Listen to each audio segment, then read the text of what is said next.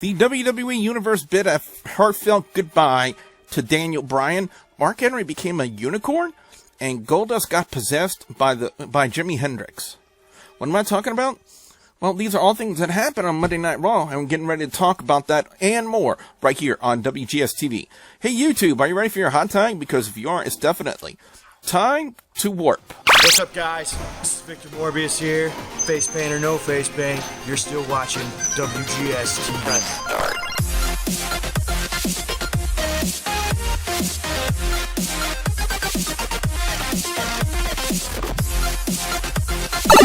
Greetings, YouTube. You have warped your way back into another episode of WGS-TV right here on youtube.com/WrestleGamer, coming right from the Wrestle Cave this week, guys and gals.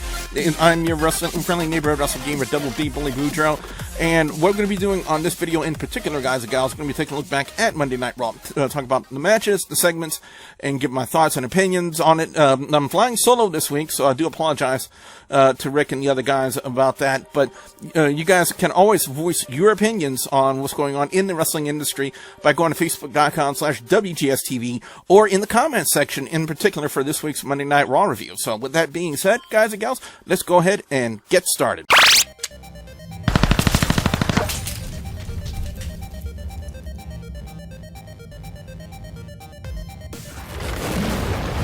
With the Fastlane contract signing, it kind of went the way all typical wrestling contract signings, including in the WWE, went. Everyone would sign, and then chaos and disorder would ensue. And it definitely did that. Dean Ambrose got in the face of Brock Lesnar. I still don't... Now, I can understand why fans want to back this guy. It just blows my mind that they do. Because I don't see what they see in the guy.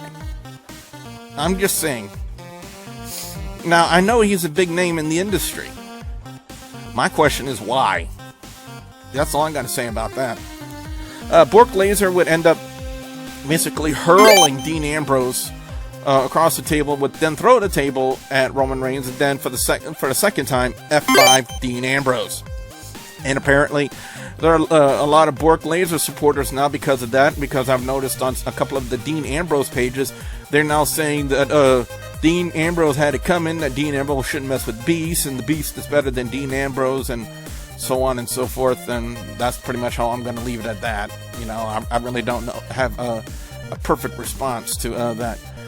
Now, for the third consecutive week in a row, we'd have Kevin Owens and Dolph Ziggler. Now, I'm not going to complain about that, because of the fact that overall match quality every time has been splendid, and it definitely was for this. But, you know, having consecutive matches week in and week out would kind of, in my mind, kind of make the storyline a little dry, you know, and starts wearing everybody's nerves, because anytime you would see Kevin Owens, you would think, oh god, he's going to go against Dolph Ziggler again. Now, like I said, I'm not saying that the matches are bad, but they need a little bit of variety in the shows. I mean, we've seen Kevin Owens and Dolph Ziggler.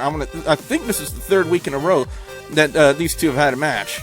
It's either that or they had a match on Raw, then they had a match on SmackDown, and then they had another match on Raw.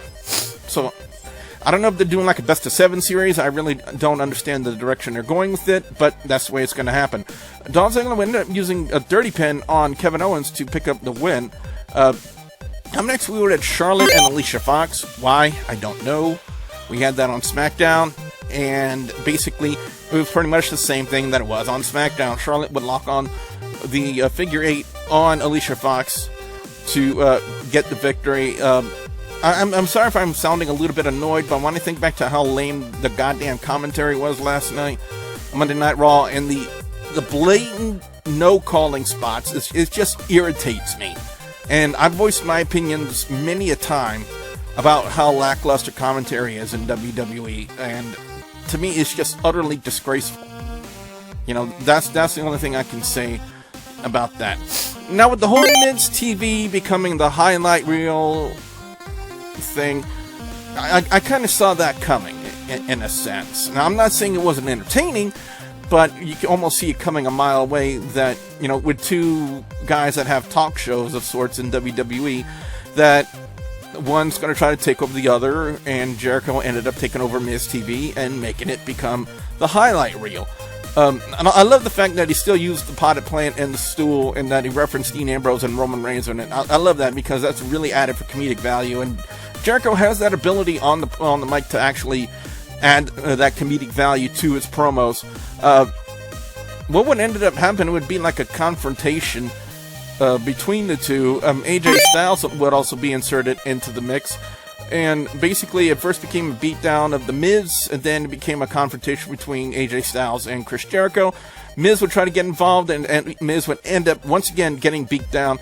And the way I see this storyline kind of panning out, if I know WWE Creative the way I know WWE Creative, you know, I would bet money on a triple threat match happening at Fastlane. And I would be shocked for that to not be happening. Because it's the way that the storyline has progressed and the way the direction the storyline is going, you know, it's almost inevitable for a triple threat match. That's the only thing that's the only thing I get out of that. Ryback and Bray Wyatt. First off, apparently Ryback has dumped the RVD look. You know, he's gotten rid of the singlet. He's now like Goldberg tights, and of course the crowd, which was, I want to say, about an 80% pro IWC crowd, you know, was doing the chant, the Goldberg chants, Goldberg, Goldberg, throughout the entire match. Bray Wyatt would end up catching him in the Sister Abigail to pick up the victory, and they would end up beating him down even more, and once again, Bray Wyatt would put the Sister Abigail on on Ryback on the floor. And I'm just thinking back to a comment Rick had made on Skype last night, that he and Miss Jack, you know what, my little brothers are here, Rick, sorry, I'm not going to say that, said that, you know, I don't know why they decided to have so much attention to the big R that was over the crotch area on Ryback's tights. I'm guessing that's the way Miss Jack, you know what, I guess that's the first thing she looks at. I'm not trying to start nothing, Rick. I'm just telling you, I'm just not trying to start nothing. I'm just saying. But anyway, we have Titus O'Neil and Adam Rose. This is basically mid-card all the way. But they've been having Titus O'Neil kind of a bit of a, he was on a winning streak until they put Adam Rose over on Titus O'Neil. And my question to you guys out there was, when was the actual last time Adam Rose went over in a match in WWE? It's been quite some time. It really has. So, I found that kind of surprising. So, I guess one would speculate that maybe they're going to do like a mid-card storyline between Titus and Adam Rose, or somehow tie in the Social Outcast into it. It was good to see Bo Dallas back, and the reason why I say that is I'm glad he wasn't back in the whole Bo Rida type of thing, because when I saw that several weeks ago, that was just utterly ridiculous. Following that, Dean Ambrose wanted to get revenge on Brock Lesnar for last week and what happened earlier in the night. So he would then call out in a very non-PG era type of way of calling out Brock Lesnar. A lot of references to his intestinal fortitude, or Mick Foley would say testicular fortitude. You guys can pretty much surmise what I'm talking about when I say that. Brock Lesnar would end up coming out, and Dean Ambrose would try to get the attack on him, and Lesnar would just end up really just dominating Dean Ambrose. In a sense, would end up F5ing him again, and Dean Ambrose just kept getting up and was like egging Brock Lesnar to come on. And when Lesnar got back in the ring, Roman Reigns would end up interrupting him, and then Dean Ambrose would give Brock Lesnar the Ric Flair low blow uppercut down there. And I mean, it was like his entire upper arm was in between. That's all I'm going to say.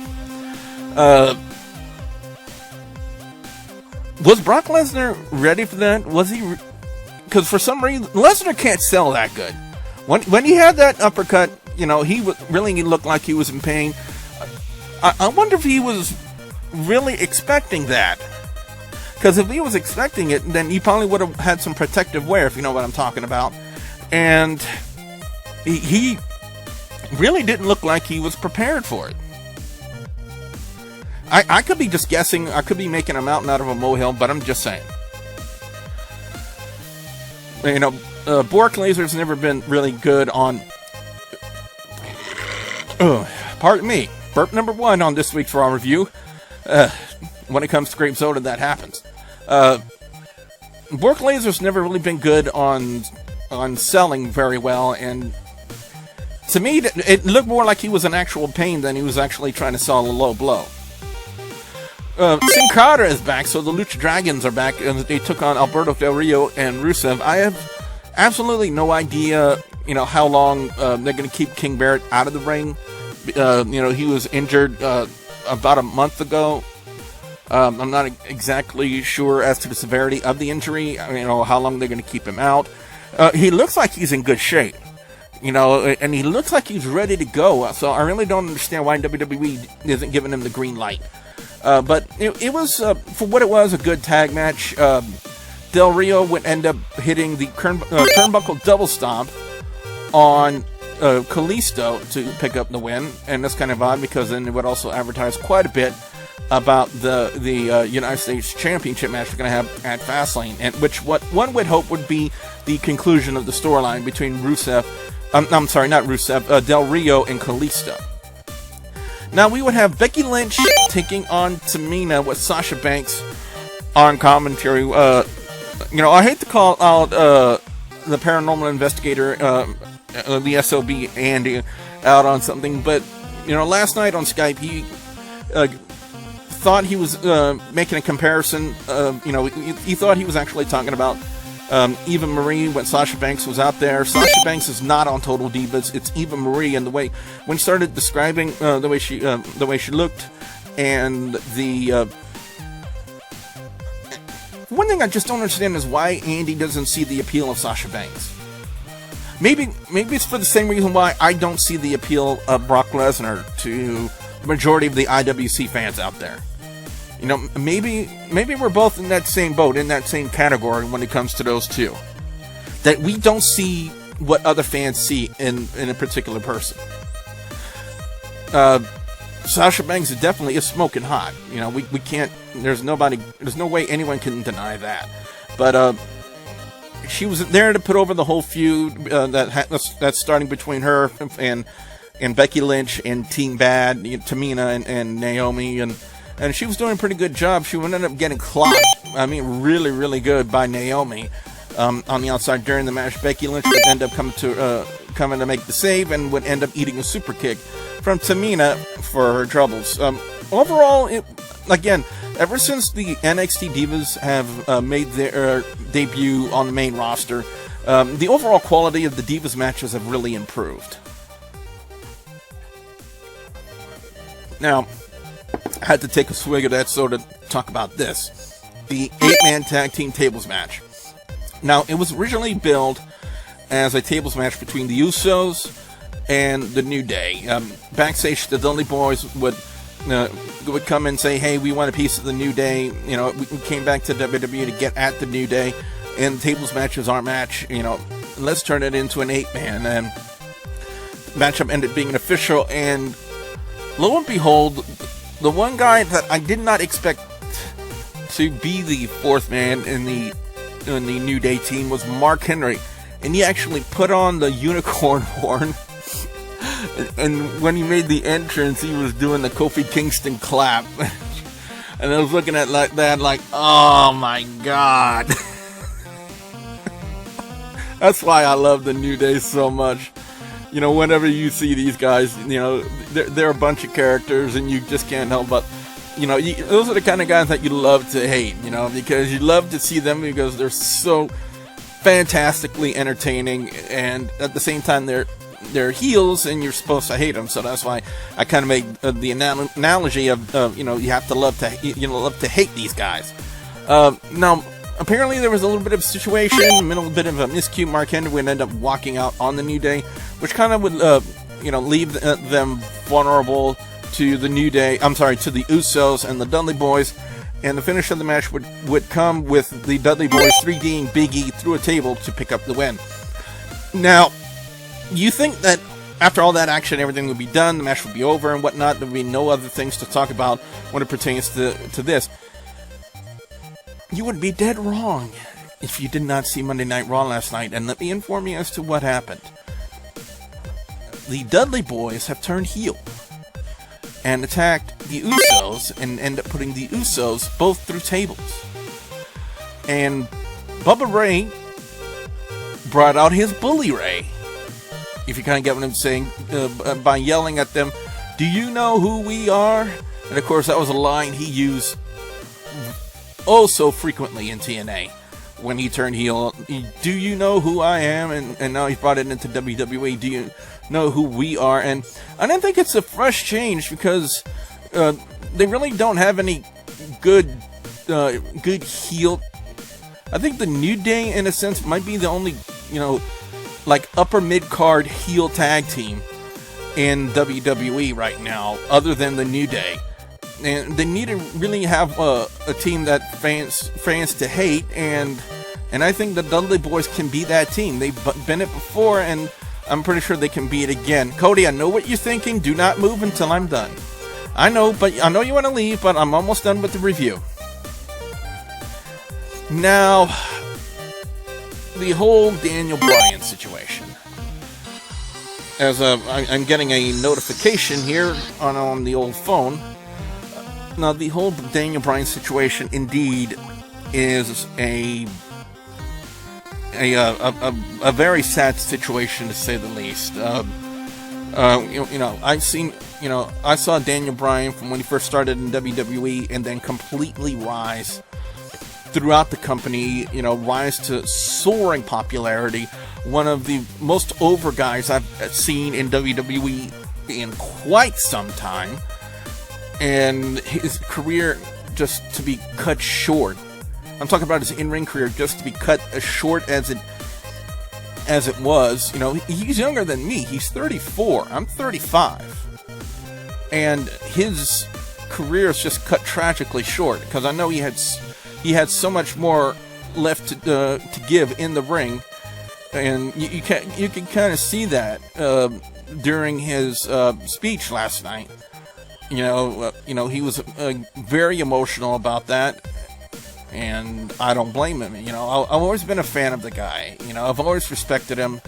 Everything that he's done has just been absolutely breathtaking, to say the least. But when you use that kind of style, like you're always in hyperdrive, you're always doing all these risky moves and risky movesets, and even the classic wrestling manager Joseph Knight calls them spot monkeys. When you do stuff like that, you kind of leave your body prone to injuries, and Daniel Bryan readily admitted that in his speech. If you guys go back and listen to it, you'll know what I'm talking about, the concussions and whatnot. And basically, spot monkeys in wrestling usually don't have long careers.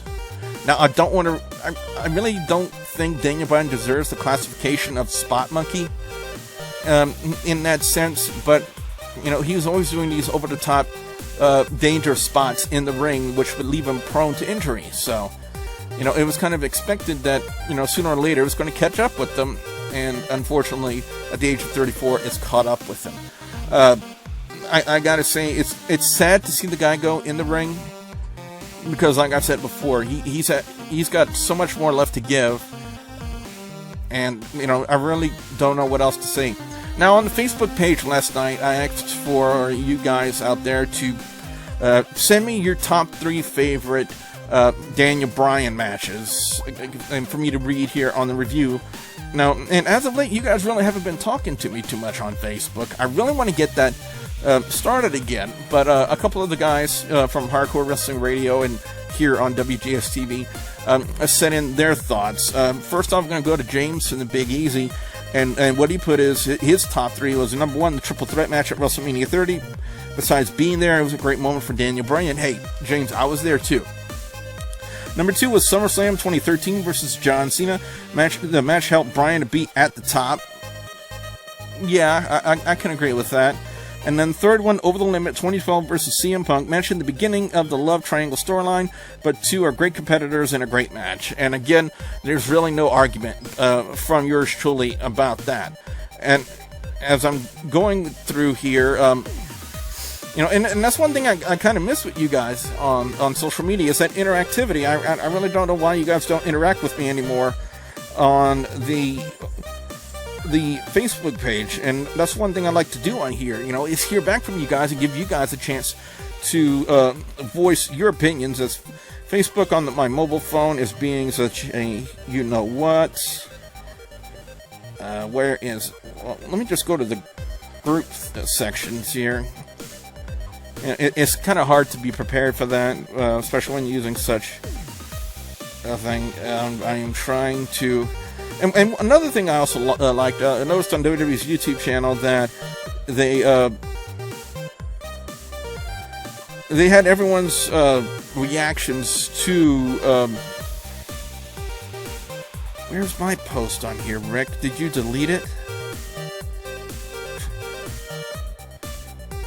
Oh, while I'm searching for that, another thing of interest, TNA posted up a video today about Madison Rain and Red Bull needed to settle the score, but there was a typo in their title, and I pointed it out to them twice, and twice they removed my comment. Now, what does that say about TNA if they're doing that to little old me, you know, just pointing out a typo? But anyway, I got Rick's picks for his top three. He says the first one was John Cena versus Daniel Bryan at SummerSlam, which was pretty much the same as James.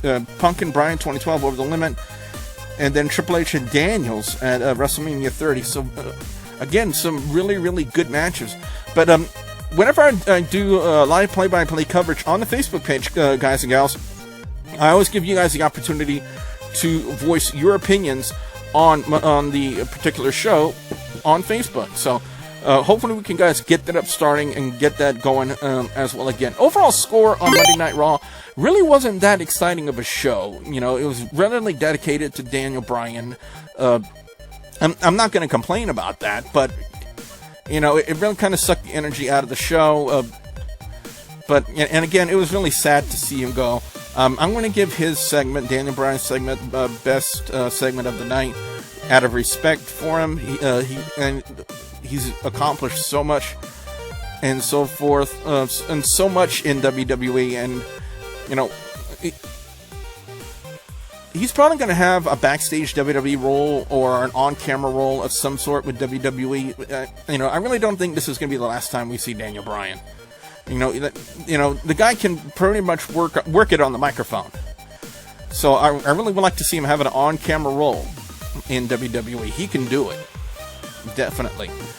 As far as worst match, I'm going to actually give it to Titus O'Neil and Adam Rose, because for one thing, nobody really paid attention to that match. Not even yours truly. I had to go back on the YouTube channel earlier today and actually watch what happened. And I was just looking at it like, huh? You know, so one would, like I said, one would speculate that we'd be starting a storyline between Titus O'Neil and Adam Rose, or they would tie in the Social Outcast in it some way or somehow. But anyway, guys and gals, before we go, and by the way, I always want to know what you guys out there think about Monday Night Raw. Be sure you put your comments in the comment section below. Don't forget to like, favorite, and subscribe. This shout out is a little bit long overdue. I met this guy at the 2015 Comic-Con. I'm talking about Big Show Chris Mo. I was on the Day 2 Comic-Con video, which I never put up, and I gave him a chance to plug his show. I never got the video up, so I apologize about that. So be sure you guys check him out on all of his social media sites, on his Twitter, his YouTube, and on his website. So be sure you look for him on iTunes coming soon. Well, this has been quite a... this is back in October of 2015, so you might have that up already, but be sure you check him out. And again, my apologies to Chris Mo about that. But hey, at least I got the shout-out out. Also, guys and gals, WGS-TV is on social media. Facebook, Twitter, Instagram. You guys can ask me questions. Links will be provided in the description box below. And as always, guys and gals, be sure you check out the videos in the annotations, including my current playthrough of Frambo. And I got to tell you guys, we're getting really, really close to the end of Frambo, so you guys want to check that out. And also coming the beginner's guide, a game from Steam. And I got to say, that game kind of makes you think. It kind of makes you think. But that game will be coming up very, very shortly. So, with that being said, guys and gals, I am your friendly neighborhood wrestle gamer, Double B Bully Boudreaux, saying, I'll see you at the next Warp Zone. Bye, guys! What the hell? Are you?